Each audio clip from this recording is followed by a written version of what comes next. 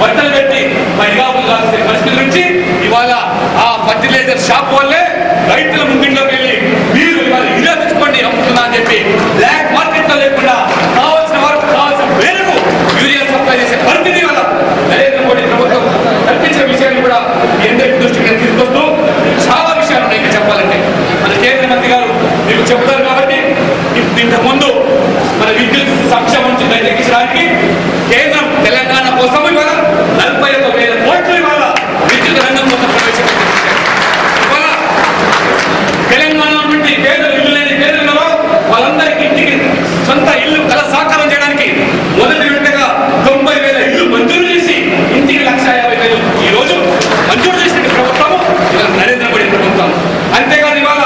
ఈ రాష్ట్రంలో ఇంతకుముందు చెప్పినట్టుగా జాతీయ రహదారుల అభివృద్ధి కోసం 12 రహదారులు రాష్ట్రంలో తెలంగాణకు జాతీయ రహదారులు లేకుండా ఉండే పరిస్థితి నుంచి ఇవాళ దేశంలో అత్యంత జాతీయ రేటు కంటే అత్యధికంగా 48,000 కోట్ల రూపాయలు తెలంగాణ రాష్ట్రానికి మంజూరు చేసి 12 రహదారుల నిర్మాణం కోసం దోహదపడ్డ ప్రభుత్వం, తెలంగాణ సమగ్ర అభివృద్ధి కోసం పనిచేస్తున్న ప్రభుత్వం ఇది నరేంద్ర మోడీ ప్రభుత్వం అని చెప్పి కూడా ఈ స్పష్టంగా తెలియజేస్తుంది. माहौल बनाने में मोदी जी सफल रहे हैं, देश और दुनिया में हमारा नाम बढ़ा रहे हैं, साथ साथ देश की समृद्धि बढ़े, आम आदमी के लिए काम बने और इन सारा करते हुए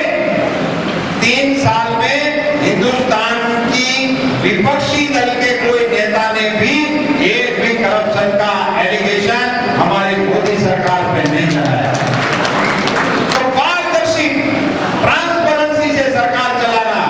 3 साल में एक भी एलिगेशन नहीं, एक भी कौभांड नहीं, ऐसा करके शासन चलाने का उन्होंने देशवासियों को दिखा दिया।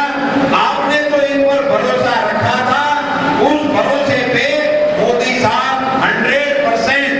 सक्सेस हुए हैं। सबका साथ सबका विकास, अमेरिका का मंत्री बोलने लगा है सबका साथ सबका विकास। तो इन सूत्र को साकार करने हेतु और सरकार ने जो भी योजनाएं बनाई हैं युवाओं के लिए, महिलाओं के लिए, किसानों के लिए, ग्रामीणों के लिए, शोषितों के लिए, पीड़ितों के लिए, वंचितों के लिए, दलितों के लिए,